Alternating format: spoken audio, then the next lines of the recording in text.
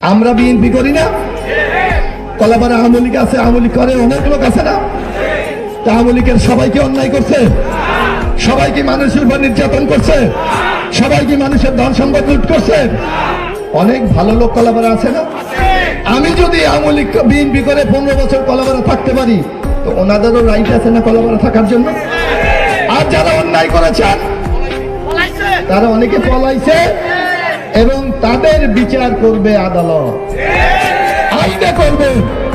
আমরা কিন্তু কেউ আইন হাতে তুলে নেব না। বরং আমার পাশের বাড়ির লোক হিসাবে, আমার বন্ধু হিসাবে, আমার আত্মীয় হিসাবে, আমার কলাপাড়াবাসী হিসাবে আপনারা যে যা পারেন তাদেরকে সহায়তা করেন।